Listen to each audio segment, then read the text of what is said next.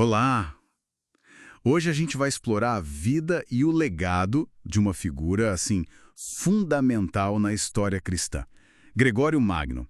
Ele nasceu lá em Roma em 540 e a influência dele, nossa, atravessa séculos.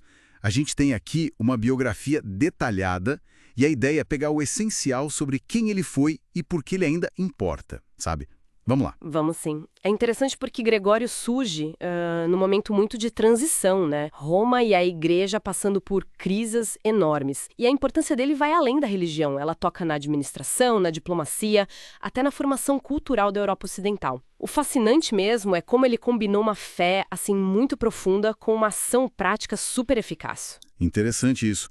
Começando pelas origens, ele veio de uma família aristocrática romana, certo? Neto de Papa, Félix III. Isso mesmo, teve uma educação de elite, clássica, teológica, mas o curioso é que, mesmo com tudo isso, ele parece ter tido desde cedo uma vocação para o serviço divino. Como assim?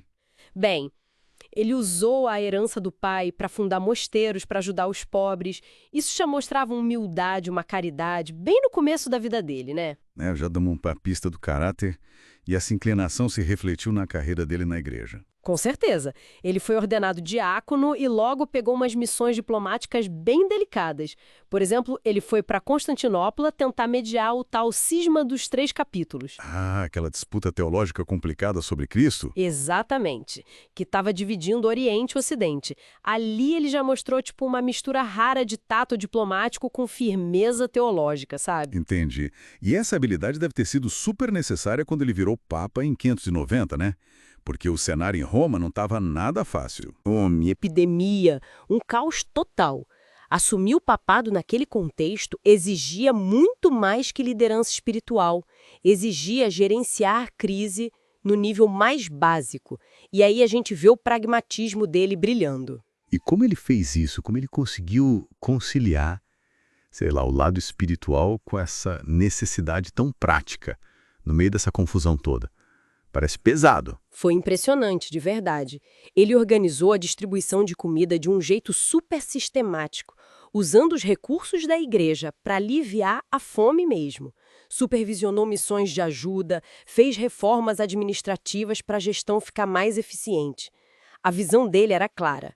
A igreja tinha que ser uma instituição de serviço concreto. Tem até uma frase, né, que atribuem a ele, algo como: o verdadeiro tesouro da igreja não está no ouro, mas nos corações transformados pela graça divina. Mostra bem essa mentalidade. Uau! E além de apagar incêndio, ele ainda teve uma produção intelectual enorme. Como ele dava conta? É um ponto que chama atenção. As homilias sobre Ezequiel, por exemplo. São sermões, reflexões sobre esse livro bíblico e o detalhe, ele escreveu isso enquanto Roma estava cercada pelos lombardos. Imagina a cena. Nossa, no meio do seco. Pois é. Caos lá fora e ele lá escrevendo sobre contemplação. Mas a sacada foi justamente essa. Ele usou a crise não para desesperar, mas para conectar o sofrimento com a busca espiritual, sabe? Virou um modelo de resiliência. E tem mais, as 40 homilias sobre os evangelhos e uma correspondência gigantesca, mais de 850 cartas só no final da vida. Mais de 850 cartas. O que elas contam? Elas mostram um líder incansável, engajado em buscar a paz e a unidade da igreja. E ele não tinha medo de criticar práticas que achava erradas, abusivas, ou que prejudicavam a fé. E foi ele que popularizou aquele lema, age quod agis, faz o que fazes.